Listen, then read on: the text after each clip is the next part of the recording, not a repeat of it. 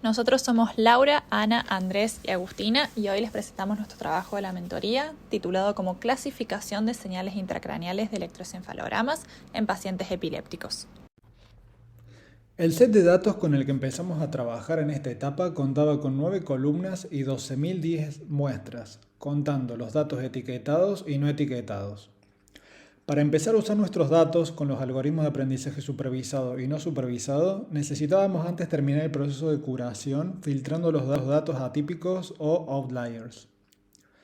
Para ello, la primera alternativa que probamos fue la de filtrar datos por percentiles, tomando por ejemplo k igual a 0,02 y con este criterio buscar outliers atributo por atributo, dejando afuera cada fila que tuviera un atributo con un valor atípico. No consideramos una posibilidad de dejar valores NaN o reimputar el valor, ya que por el dominio trabajado consideramos prudente no inventar datos. El problema es entonces cuál es el K para un correcto filtrado sin que perdamos datos valiosos y sin quedarnos con pocos datos luego del filtrado. Con K igual a 0,02 ya estábamos perdiendo 20% de los datos y ello no aseguraba haber filtrado correctamente los outliers. Entonces la alternativa que consideramos más conveniente fue recurrir a algún algoritmo o estimador ya diseñado para el filtrado de outliers, que tomen en cuenta el vector completo a la hora de catalogar un dato como atípico.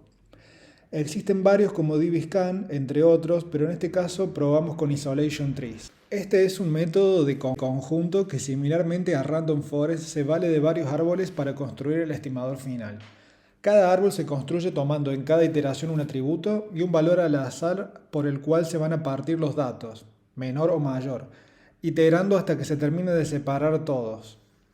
Los datos que fueron más fáciles de separar, es decir, que tomó menos ramas del árbol llegar hasta esa separación, son los que tienen más posibilidad de ser outliers. Valiéndonos de este algoritmo filtramos 1783 datos en total, lo cual representa casi el 15% de los datos originales. En la figura de la derecha se pueden ver en azul los outliers filtrados, una proyección 2D usando los dos atributos que más explican los datos. Finalmente decidimos usar este algoritmo para el filtrado de datos atípicos. El objetivo del clustering es agrupar datos que presenten ciertas semejanzas entre sus miembros y que los grupos que pertenezcan a grupos diferentes sean lo suficientemente diferentes entre sí. Con el conjunto de datos completo, etiquetados y no etiquetados y curado, comenzamos a probar distintos métodos de clusterización con distintos métodos de estandarización de datos. En base a nuestro objetivo inicial de encontrar dos clústeres que nos separen estado interictal de estado predictal, probamos distintos algoritmos, inicialmente con dataset completo y luego con algunas variables agrupadas. Para las visualizaciones de todos los datos juntos, luego de aplicar algún método de clusterización, aplicamos PCA a los datasets. Para el caso de K-means, hicimos pruebas con distintos números de clústeres. En este caso seleccionamos dos. Tenemos a la izquierda una visualización utilizando las primeras dos componentes principales del resultado de aplicar PCA dividido por cada clúster encontrado. A la derecha, ploteamos dos variables con correlación media, identificando también los clústeres con los mismos colores. Visualmente es difícil de distinguir qué elementos hay dentro de cada uno, por ello lo sintetizamos abajo y como podemos observar, la distribución en cantidad de pacientes es bastante uniforme para cada uno, como así también las etiquetas. También probamos con dbScan.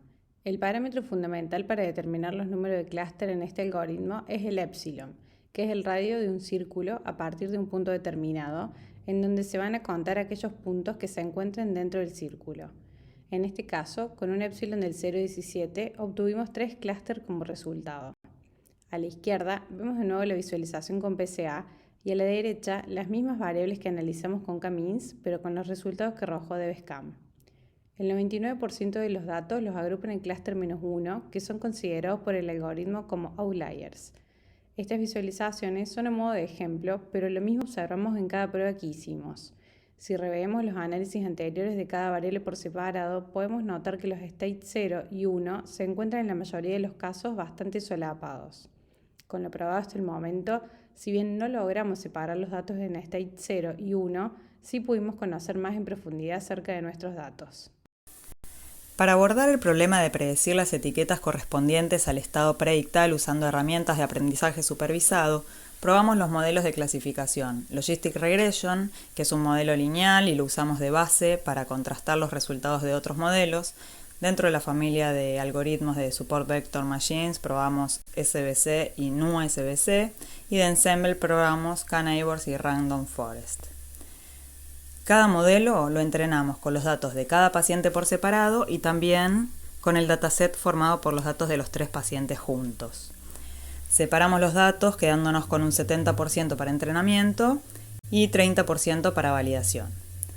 Dado que la cantidad de etiquetas correspondientes al estado 1 representa menos del 10% del dataset, decidimos comparar la eficacia del modelo base con las etiquetas desbalanceadas, o sea, como venían originalmente, versus el modelo con etiquetas balanceadas. Al tener un mejoramiento con las etiquetas balanceadas, decidimos hacerlo usando Random Oversampling, que aumenta la muestra subrepresentada, replicando datos existentes de forma aleatoria. En un principio habíamos balanceado las etiquetas antes de separar el conjunto de entrenamiento y validación, pero los resultados no eran representativos de nuestro set de datos original, por lo que corregimos este criterio balanceando solo aquellos datos del conjunto de entrenamiento antes de entrenar cada modelo. Para analizar y comparar la eficacia de los distintos modelos, usamos la métrica F1 Score, que es una combinación entre recall y precision. Dentro de F1 Score, que en general mostró resultados por encima del 85% en la predicción de la etiqueta mayoritaria y por debajo del 20% en la predicción de los datos correspondientes al estado predictal, que es la etiqueta de interés, usamos la métrica Macro Average, que promedia el valor obtenido en la predicción de cada etiqueta. Como se muestra en la figura, para cada paciente por separado, el modelo que mejor predijo fue Random Forest, mientras que para el dataset con los 3 pacientes juntos, el de mejor performance fue K-Neighbors. En general, la performance global de todos los modelos que probamos de aprendizaje supervisado dio apenas por encima del 50%. Luego de haber explorado diferentes herramientas, no logramos segregar nuestro set de datos como esperábamos en un principio.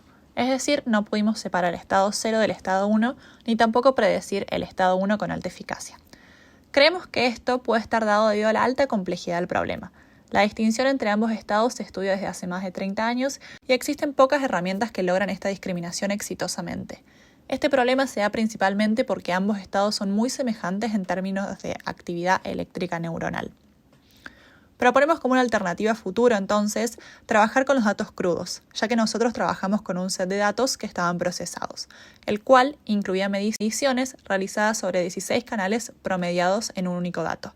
Creemos que quizás el uso de set de datos procesados resultó en una pérdida de información valiosa para la distinción entre ambos estados, aunque la única forma de confirmar esta hipótesis sería trabajando con los datos crudos.